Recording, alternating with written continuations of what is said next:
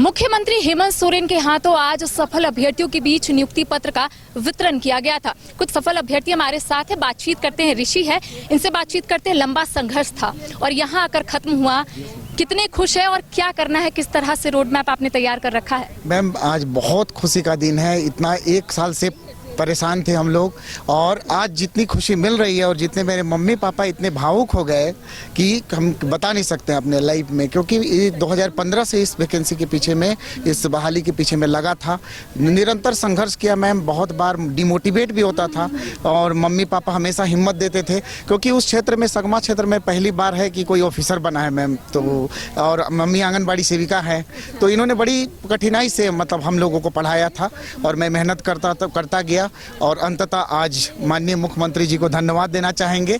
और यो सच में युवाओं की सरकार है और उन्होंने आज वो चीज कर दिखाया। हम लोग का सपना, हमारे माँ बाप के सपना को साकार किया है। जब परीक्षा आयोजित हुई उसके बाद ये कहा गया पेपर लीक हो गया है, उसके बाद मामला कोर्ट तक पहुंच गया, उस वक्त क्या डिमोटिवेट हुए? ऐसा लगा कि प्राइवेट नौकरी ही कर लेते हैं, सरकारी नौकरी नहीं कर पाएंगे, ऐसा कोई मोमेंट आया लाइफ में? नहीं मैम, हमने मेहनत से और पूरी ईमानदारी निष्ठा से हमने इस परीक्षा को पास किया था। तो मुझे पूरा भरोसा था, भगवान पे भरोसा था कि क्योंकि हम जानते labour never goes in when. तो हम जानते थे कि मेहनत किए हैं तो उसका परिणाम जरूर मिलेगा। अभी कठिनाई है, सत्य परेशान हो सकता है, हारेगा नहीं। कितने साल की मेहनत है और कहाँ आप पढ़े? क्या घर में ही पढ़े या फिर कहीं और कोई मेट्रो सिटी गए, वहाँ पर तैयारी की? सबसे पहले मैं अपने गांव के स्कूल में 5वीं क्लास तक मैंने पढ़ा। गांव के गवर्नमेंट हाई स्कूल जो होता है, गवर्नमेंट स्कूल, सरकारी स्कूल कह लीजिए।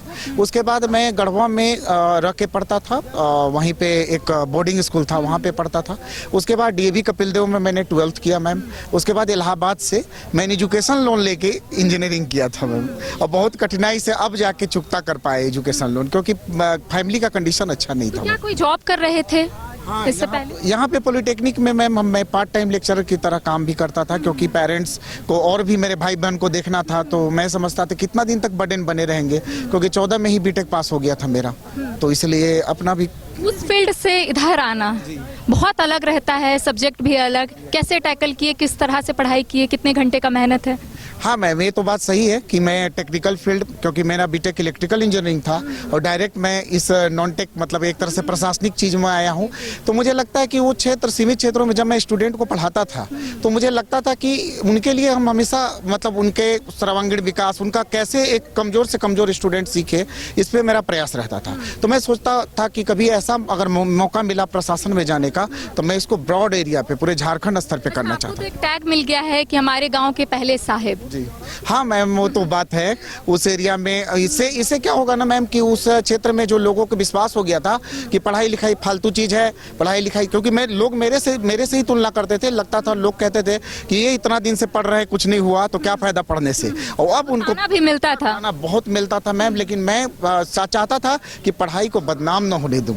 एक दिन मैं जॉब ले लूं और उसके बाद लोगों में विश्वास हो कि नहीं, मेहनत करने से जीत जरूर होती है, लोग गलत रास्ता ना अपनाएं। आपकी माता जी का आंख जो है वो नम हो रहा है, शायद आप जिस तरह से कह रहे हैं।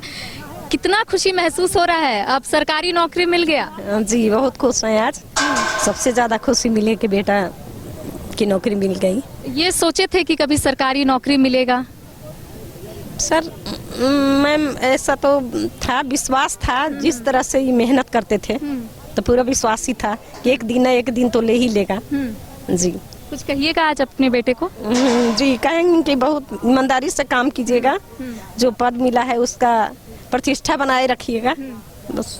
अच्छा, कहा जाता है पापा लोग थोड़े स्ट्रिक्ट होते हैं। अगर इन्होंने इंजीनियरिंग किया है, उसके बाद इन्होंने कहा कि मुझे सरकारी नौकरी लेनी है, तो आप डांटे भी होंगे कि पैसे जो है वहाँ पर चला गया, लोन भी ले लिए हैं? मैं कभी नहीं डांटा। मैंने इनको हर समय हौसला बुलंद किया इनका मैं, कि नहीं, अपना जो मेहनत करना है मेहनत आप कीजिए, जिसमें आपकी रुचि हो। तो इंजीनियरिंग करने के बाद ये जो कि है अपना 1-2 जगह प्राइवेट के लिए किए, तो वो हमको ये बताया कि अभी हमारा उम्र है, अगर गवर्नमेंट सर्विस हो जाती है तो ठीक है, और नहीं तो प्राइवेट तो जीवन में लगा हुआ ही है। तीनों ने यहाँ आकर के अपना प्रिपरेशन किया। क्या करते वैसे? मैं तो खेती बाड़ी करता हूँ मैम। खेती बाड़ी करते हैं, और इन्होंने लोन लिया था, लोन से इन्होंने पढ़ा? हाँ, सेंट्रल बैंक सगमा से एजुकेशन लोन कराए थे हम। बच्चों को पढ़ाते भी थे, उससे लोन इन्होंने किए थे। उसके बाद यहाँ गवर्नमेंट पॉलिटेक्निक में PTL टीचर भी थे, पार्ट टाइम टीचर, 400 रुपया पर घंटी मिलता था। तो अपना कुछ यहाँ का अर्निंग करके गुजर बसर भी करते थे। इनको, मेरा जो लक्ष्य था और इनका जो लक्ष्य था इनकी मम्मी का कहना था कि मेरा बेटा अधिकारी बने। कौन से पद में नियुक्ति हुई है वैसे? सहायक प्रशाखा पदाधिकारी और उसके अंतर्गत में श्रम नियोजन, प्रशिक्षण और कौशल विकास विभाग मिला क्या है। नाम हुआ पूरा? ऋषिराज नाम है, ऋषिराज गढ़वा।